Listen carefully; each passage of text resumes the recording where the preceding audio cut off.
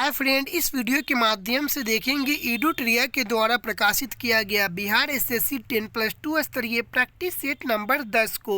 दोस्तों, इस बुक में टोटल 15 मॉडल सेट दिया गया है। पिछले वीडियो के माध्यम से हमने मॉडल सेट 9 तक कंप्लीट कर लिया था। इस वीडियो के माध्यम से हम मॉडल सेट 10 को कंप्लीट करेंगे। तो आइए दोस्तों, बिना वक्त ज़ाया किए हुए चलते अपने प्रश्न नंबर 1 की ओर। दोस्तों, आप कमेंट के माध्यम से हमें बताएंगे कि आपने 100 में से कितना नंबर अचीव किया। ठीक है, तो आइए दोस्तों, बिना वक्त ज़ाया किए चलते अपने प्रश्न नंबर 1 की ओर। आज का हमारा प्रश्न नंबर 1 है, पहली बार परिसीमन आयोग का गठन कब किया गया था? उत्तर हो जाएगा ऑप्शन नंबर सी, सन 1952 ईस्वी में किया गया था।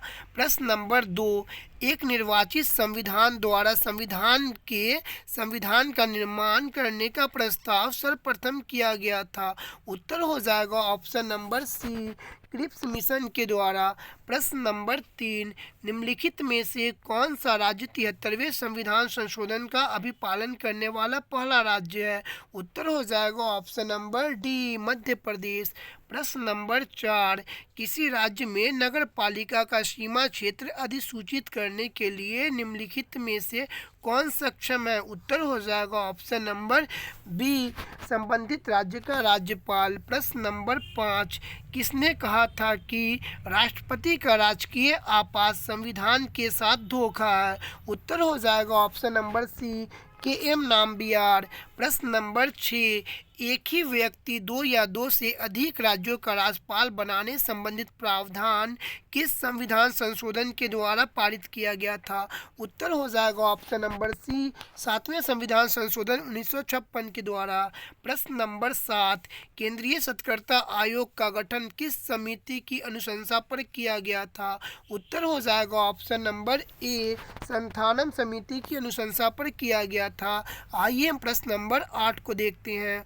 प्रश्न नंबर 8 कह रहा है, भारतीय संविधान के निम्नलिखित में से किस अनुच्छेद में अंतर्राज्यीय परिषद के गठन का प्रावधान है?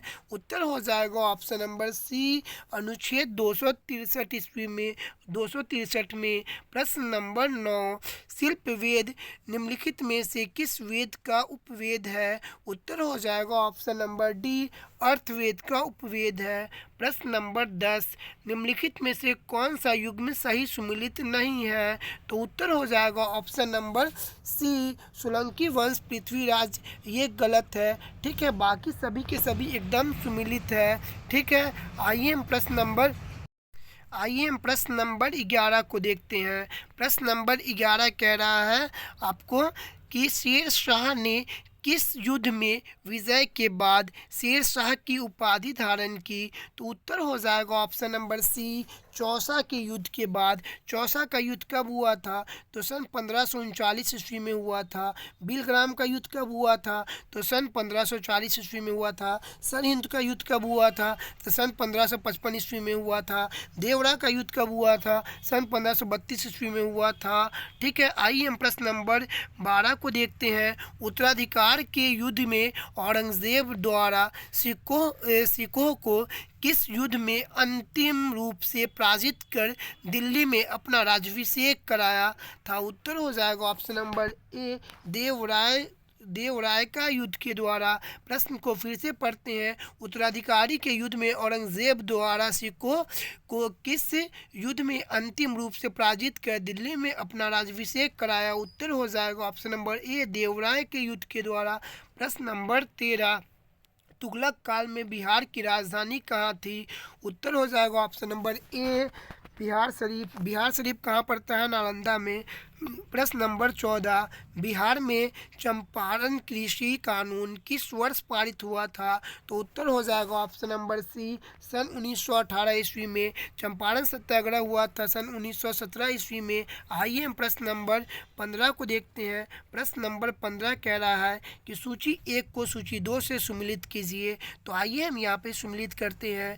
देखिए, एक तरफ दिया गया है विद्रोह का केंद्र और दूसरा तरफ दिया गया है नेतृत्वकर्ता। ठीक है, तो लखनऊ से कौन नेतृत्व कर रहे थे 1857 की क्रांति में? तो लखनऊ से कर रहे थे बेगम हजरत महल। कानपुर से कर रहे थे नाना साहब। झांसी से कर रही थी रानी लक्ष्मीबाई। इलाहाबाद से कर रहे थे लियाकत अली। ठीक है, आप यहाँ पे मिला लेंगे, हो जाएगा आपका 1, 3, दो, यहाँ पर हो जाएगा आपका 1 3, ठीक है, ऑप्शन नंबर ए करेक्ट हो जाएगा। ठीक है, आइए हम प्रश्न नंबर 16 को देखते हैं। प्रश्न नंबर 16 कह रहा है जून 1945 ईस्वी में आयोजित शिमला सम्मेलन में कांग्रेस प्रतिनिधिमंडल का नेतृत्व किसने किया था?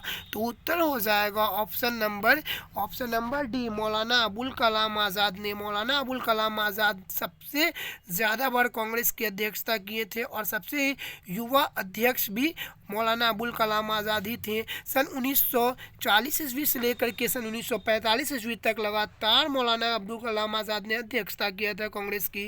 ठीक है, आइए हम प्रश्न नंबर 17 को देखते हैं। राजा राम मोहन राय द्वारा स्थापित प्रथम संस्था निम्नलिखित में से कौन सी थी? उत्तर हो जाएगा ऑप्शन नंबर ए, आत्मीय सभा। आत्मीय सभा की स्थापना किया गया था 1815 ईस्वी में।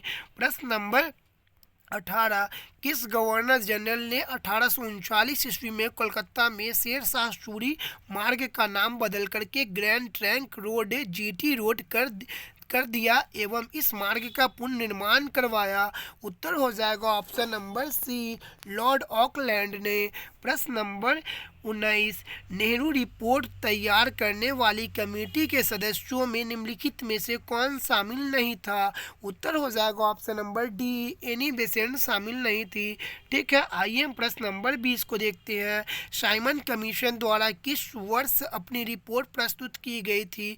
तो उत्तर हो जाएगा ऑप्शन नंबर बी, सन 1930 ईस्वी में रिपोर्ट प्रस्तुत की गई थी। ठीक है, आइए हम प्रश्न नंबर 21 को देखते हैं। सलीम अली राष्ट्रीय उद्यान कहाँ स्थित है? तो सलीम अली राष्ट्रीय उद्यान स्थित है जम्मू कश्मीर में। ठीक है, आंध्र प्रदेश में कौन सा राष्ट्रीय उद्यान है आप हमें कमेंट के माध्यम से बताएंगे। ठीक है, आइए हम प्रश्न नंबर 22 को देखते हैं।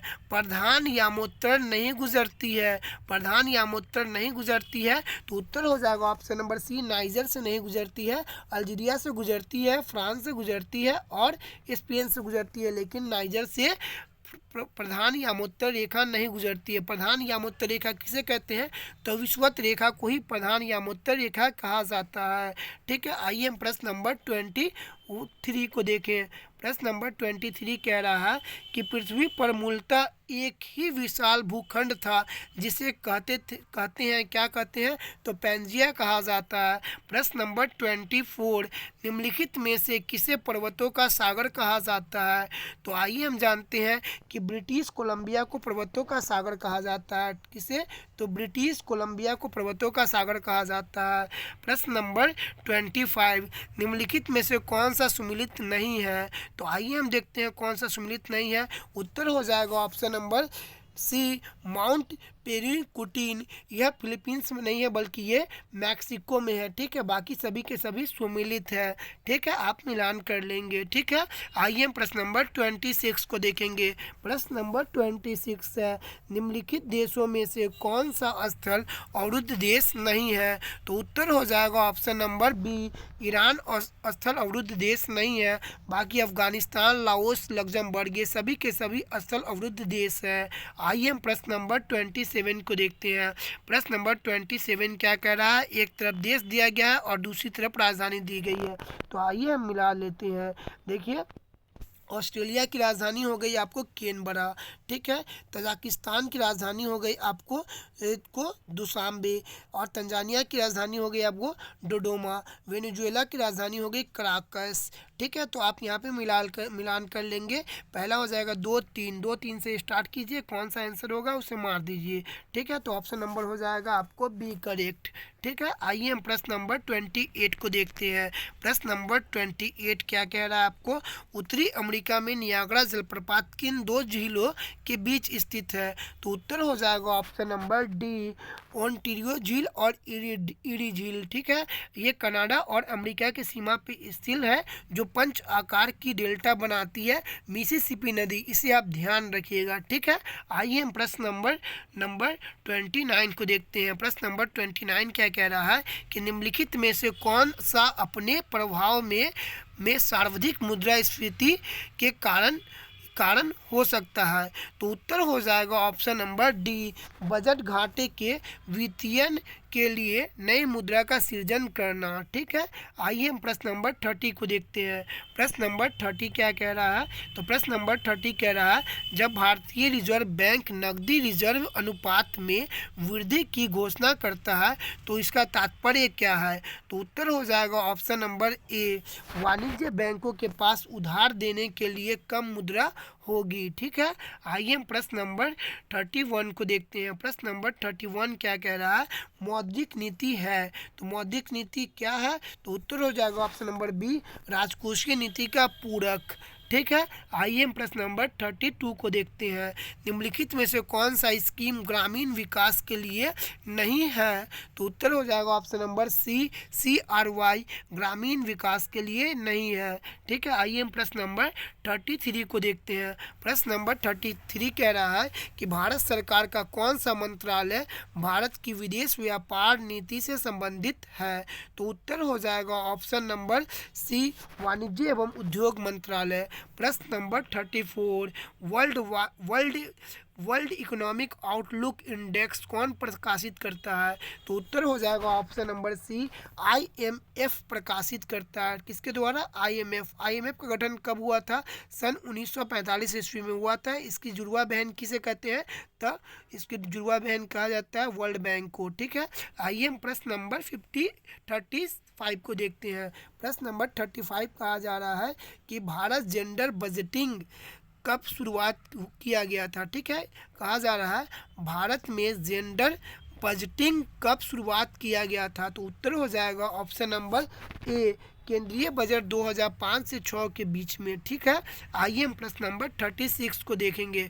प्रश्न नंबर 36 कह रहा है कि किस राज्य सरकार द्वारा गीता कार्मिक बीमा योजना की शुरुआत की गई है? तो उत्तर हो जाएगा ऑप्शन नंबर ए, तेलंगाना के द्वारा की गई है। प्रश्न नंबर 37 विश्व आर्थिक स्वतंत्रता सूचकांक 2023 में भारत का स्थान क्या है? तो उत्तर हो जाएगा ऑप्शन नंबर सी, 131वां स्थान है भारत का विश्व आर्थिक स्वतंत्रता सूचकांक में। ठीक है, आइए हम प्रश्न नंबर 38 को देखते हैं। प्रश्न नंबर 38 कह रहा है आपको राष्ट्रीय पिछड़ा वर्ग आयोग के अध्यक्ष वर्तमान में कौन है? तो उत्तर हो जाएगा option number C, Hansram Gangaram Ahir ji है। ठीक है, आइए हम प्रश्न नंबर 39 को देखेंगे। प्रश्न नंबर 39 क्या कह रहा है? यहाँ पर से आपके करंट अफेयर के प्रश्न अधिकतर मिलेंगे। ठीक है, राष्ट्रीय डॉल्फिन दिवस कब मनाया जाता है? तो राष्ट्रीय डॉल्फिन दिवस मनाया जाता है प्रत्येक 5 अक्टूबर को मनाया जाता है। ठीक है, आइए हम प्रश्न नंबर 40 को देखते हैं। प्रश्न नंबर 40 कह रहा है कि हाल ही में किस चक्रवात तूफान ने म्यांमार बांग्लादेश के तट पर कहर बरसाया था? हाल ही में किस चक्रवात तूफान ने म्यांमार बांग्लादेश के तट पर कहर मचाया था? तो उत्तर हो जाएगा ऑप्शन नंबर ए, मोचा। ठीक है, आइए हम प्रश्न नंबर 41 को देखें। प्रश्न नंबर 41 कह रहा है वन स्थिति रिपोर्ट 2021 के अनुसार वृक्षा आवरण का प्रतिशत कितना है? तो उत्तर हो जाएगा ऑप्शन नंबर डी, 2.91%। प्रश्न नंबर 42, हाल ही में पद्म विभूषण सम्मान से सम्मानित SM कृष्णा का संबंध किस क्षेत्र से है? तो उत्तर हो जाएगा ऑप्शन नंबर सी, लोक कार्य क्षेत्र से है। लोक कार्य क्षेत्र से है MS कृष्णा का संबंध। ठीक है, पद्म विभूषण इस बार कितने लोगों को दिया गया है? तब पद्म विभूषण 6 लोगों को दिया गया है। टोटल पद्म पुरस्कार 106 लोगों को दिया गया है। टोटल पद्म पुरस्कार 106 लोगों को दिया गया है और 6 लोगों को पद्म विभूषण पुरस्कार दिया गया। ठीक है, 9 लोगों को पद्म भूषण पुरस्कार दिया गया। ठीक है, 91 लोगों को पद्म श्री पुरस्कार दिया गया। ठीक है, आइए हम प्रश्न नंबर 43 को देख लेंगे। प्रश्न नंबर 43 कह रहा है कि दीप ग्रेस इक्का का संबंध किस क्षेत्र खेल से है? तो उत्तर हो जाएगा ऑप्शन नंबर बी, हॉकी से। ठीक है, आइए हम प्रश्न नंबर 44 को देखेंगे। द एलिफेंट विस्पर्स डॉक्यूमेंट्री के निर्देशक निम्नलिखित में से कौन है? तो उत्तर हो जाएगा option number B, Kartik Gonsalves है। प्रश्न नंबर 45, एससीओ शिखर सम्मेलन 2023 का आयोजन कहाँ किया गया? उत्तर हो जाएगा ऑप्शन नंबर ए, अपने भारत में किया गया। प्रश्न नंबर 46, किस बैंक द्वारा प्रोजेक्ट कुबेर लॉन्च किया गया? तो उत्तर हो जाएगा ऑप्शन नंबर ए, एसबीआई के द्वारा प्रोजेक्ट कुबेर लॉन्च किया गया। ठीक है, आइए हम प्रश्न नंबर 47 को देखते हैं। भारत का ऑटो बाजार निर्माण के क्षेत्र में विश्व का कौन सा स्थान है? तो उत्तर हो जाएगा ऑप्शन नंबर बी, तीसरा स्थान है ऑटो बाजार निर्माण में। ठीक है, भारत का। प्रश्न number 48, Iran Pakistan gas pipeline को निम्नलिखित में से किस नाम से जाना जाता है? उत्तर हो जाएगा ऑप्शन नंबर सी, शांति पाइपलाइन के नाम से जाना जाता है। प्रश्न नंबर 49, पेगासस स्पाईवेयर को किस देश द्वारा विकसित किया गया है? उत्तर हो जाएगा ऑप्शन नंबर डी, इजराइल द्वारा विकसित किया गया है। प्रश्न नंबर 50 को देखेंगे। प्रश्न नंबर 50 कह रहा है कि निम्नलिखित में से कौन सत्य फल नहीं है? तो उत्तर हो जाएगा ऑप्शन नंबर सी, सेब सत्य फल नहीं है। ठीक है, आइए हम प्रश्न नंबर 51 को देखेंगे। जैसे जैसे हम आवर्त में आगे बढ़ते हैं, तत्वों की संयोजकता क्या होती है? तो प्रारंभ में बढ़ता है और फिर घटता है। ठीक है, आइए हम प्रश्न नंबर 52 को देखेंगे। कार्बन 12 परमाणु में होता है। कार्बन 12 परमाणु में होता है option number A, 6 electron, 6 proton, 6 neutron होता है। प्रश्न नंबर 53, डंक वाले स्थान पर किसके प्रयोग से आराम मिलता है? उत्तर हो जाएगा option number B, baking soda के प्रयोग से आराम मिलता है। प्रश्न नंबर 54, किसी भी उदासीन विलयन का पीएच मान क्या होता है? उत्तर हो जाएगा ऑप्शन नंबर सी, 7 होता है। प्रश्न नंबर 55, सूर्य की ओर सूर्यमुखी की गति का कारण क्या है? तो उत्तर हो जाएगा ऑप्शन नंबर ए, फोटोट्रोपिज्म है। प्रश्न नंबर 56, वृद्धि हार्मोन किसके द्वारा स्रावित होती है? उत्तर हो जाएगा ऑप्शन नंबर ए, पीयूष ग्रंथि के द्वारा। प्रश्न नंबर 57, निम्नलिखित में से पौधे का वृद्धि रोधी हार्मोन है तो क्या है? उत्तर हो जाएगा ऑप्शन नंबर सी, एब्सिसिक अम्ल। प्रश्न नंबर 58, हाइपरमेट्रोपिया के मामलों में सुधार के लिए किस लेंस का उपयोग किया जाता है? उत्तर हो जाएगा ऑप्शन नंबर ए, उत्तल लेंस। प्रश्न नंबर 59, वास्तविक और उल्टे प्रतिबिंब के लिए दर्पण का आवर्त होता है। क्या होता है आवर्त? तो उत्तर हो जाएगा ऑप्शन नंबर ए, घनात्मक। प्रश्न नंबर 60, धात्विक चालक में विद्युत धारा का प्रभाव होता है। धात्विक चालक में विद्युत धारा का प्रभाव होता है। उत्तर हो जाएगा ऑप्शन नंबर ए, केवल इलेक्ट्रॉनों के कारण। ठीक है, आइए हम प्रश्न नंबर 61 को देखेंगे। प्रश्न नंबर 61 कहा जा रहा है कि टांका किस अवयव का मिश्रण है? यानी जो शोल्डर होता है वो किस किस चीज का मिश्रण है? तो उत्तर हो जाएगा ऑप्शन नंबर ए, टीन और शीशा का। लेड यानी शीशा। ठीक है, टीन और शीशा का मिश्रण से बनता है शोल्डर यानी कि टांका। ठीक है, आइए हम प्रश्न नंबर 62 को देखते हैं। निम्नलिखित में से कौन सा अग्र मस्तिष्क का हिस्सा नहीं है? तो उत्तर हो जाएगा ऑप्शन नंबर ए, मेड्यूला अर्ध मस्तिष्क का हिस्सा नहीं है। ठीक है, आइए हम प्रश्न नंबर 63 को देखते हैं। निम्नलिखित में से कौन सबसे बड़ी अंतःस्रावी ग्रंथि है? तो उत्तर होगा ऑप्शन नंबर बी, थायराइड ग्रंथि सबसे बड़ी अंतःस्रावी ग्रंथि है। और केवल आपको सबसे बड़ी ग्रंथि पूछा जाए तो लीवर हो जाएगी। ठीक है, प्रश्न नंबर 64, शहद का प्रमुख घटक क्या है? तो शहद का प्रमुख घटक होता है फ्रक्टोज। प्रश्न नंबर 65, मांसपेशियों के निर्माण और वृद्धि तथा एंटीबायोटिक बनाने के लिए इनमें से कौन सी अधिक आवश्यक है? तो उत्तर हो जाएगा ऑप्शन नंबर ए, प्रोटीन। प्रश्न नंबर इसका उत्तर हो जाएगा ऑप्शन नंबर ए, प्रोटीन। प्रश्न नंबर 66, मलेरिया रोग से शरीर का कौन सा अंग प्रभावित होता है? उत्तर हो जाएगा ऑप्शन नंबर ए, पलीहा प्रभावित होता है मलेरिया रोग से। प्रश्न नंबर 67, आइए सुमिलित करें सूची 1 को सूची 2 से। एक तरफ जीव दिया गया है, दूसरा तरफ संघ दिया गया है उसका। ठीक है, तो आइए देखते हैं, इसको सुमिलित करते हैं। ठीक है, यहाँ पर हो जाएगा आपको ए का हो जाएगा ए, ठीक है, सभी एक दूसरे से सुमिलित है, ठीक है। तारा मछली हो जाएगा संग स्काइनोडर्मा, पायला हो जाएगा आपको संग मोलास्का, और नेसिस हो जाएगा आपको संग एनिलिडा, और प्लेनेरिया हो जाएगा आपको संग प्लेटिनेथिस, ठीक है। सभी एक दूसरे से सुमिलित है, ठीक है। तो आइए हम प्रश्न नंबर 68 को देखते हैं। प्रश्न नंबर 68 कह रहा है आपको मानव शरीर में रक्त का आयतन शरीर के भार का लगभग कितने प्रतिशत होता है? तो उत्तर हो जाएगा ऑप्शन नंबर डी, 7% होता है। प्रश्न नंबर 69, पत्ती का मुख्य कार्य क्या होता है? उत्तर हो जाएगा ऑप्शन नंबर बी, प्रकाश संश्लेषण होता है। आइए हम प्रश्न नंबर आपको 70 की ओर चलते हैं। प्रश्न नंबर 70, एक बिंदु पर चुंबकीय क्षेत्र की उपस्थिति का पता लगाया जाता है। उत्तर हो जाएगा ऑप्शन नंबर बी, एक कंपास सुई के द्वारा। प्रश्न नंबर 71, निम्नलिखित में से किस तंतु के अणुओं में प्रोटीन इकाई होती है? तो उत्तर हो जाएगा ऑप्शन नंबर बी, रेशम में। आइए हम प्रश्न नंबर 72 को देखते हैं। प्रश्न नंबर 72 कह रहा है कि मौसम की रिपोर्ट किस थर्मामीटर का उपयोग करके बनाई जाती है? तो उत्तर हो जाएगा ऑप्शन नंबर सी, अधिकतम और न्यूनतम, ठीक है। क्या हो जाएगा उत्तर? ऑप्शन नंबर सी, अधिकतम और न्यूनतम, ठीक है। आइए हम प्रश्न नंबर 73 को देखते हैं। प्रश्न नंबर 73 कह रहा है आपको कि ध्वनि की प्रबलता किसके द्वारा निर्धारित की जाती है? तो उत्तर हो जाएगी कि ध्वनि की प्रबलता कंपन का आयाम के द्वारा निर्धारित की जाती है, ठीक है।